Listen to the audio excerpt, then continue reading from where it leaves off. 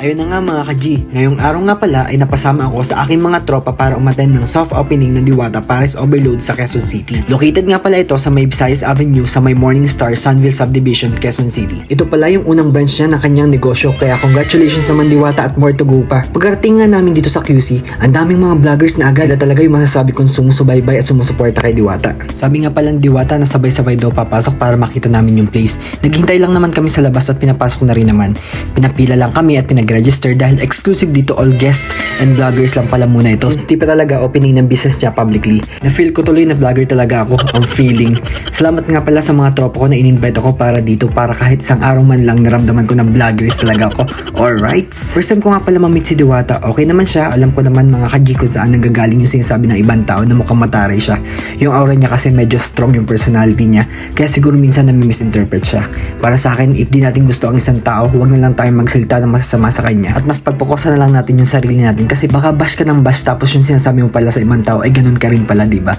Focus na lang tayo sa goals natin at huwag mong focus sa ibang tao. Just saying lang naman. Anyways, hindi ko nga pala tikman yung pinagmamalaking pares at fried chicken niya. Sayang naman, pero sana soon matry din natin at gawa tayo ng honest review para sa mga ito.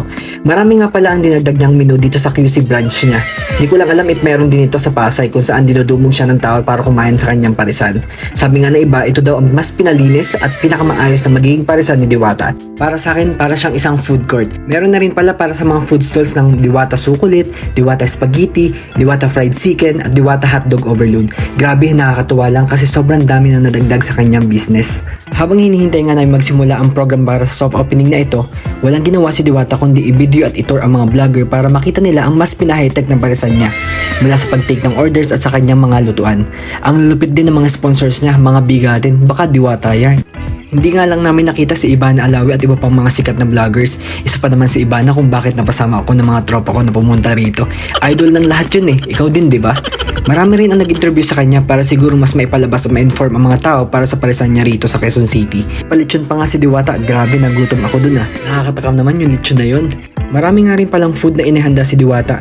Buong akala ko nga para lang sa mga guests yun eh.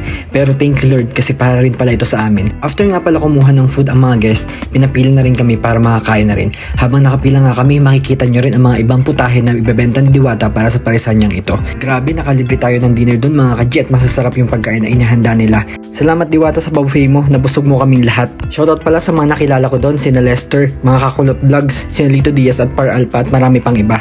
After nga pala makakain ng lahat, nagsimula na ang program ni Diwata. Marami ang mga nagsalita at alam ko mga bigatang businessman yun. Siguro mga co-partners niya dito sa branch na ito. At alam ko binibigyan siya ng mga advices ng mga ito. Hindi na rin nga kami nagtagal at nag-decide na rin kami umuwi. Congratulations ulit Diwata at God bless sa business mo. Sa susunod ulit na vlog mga ka-G. Paalam!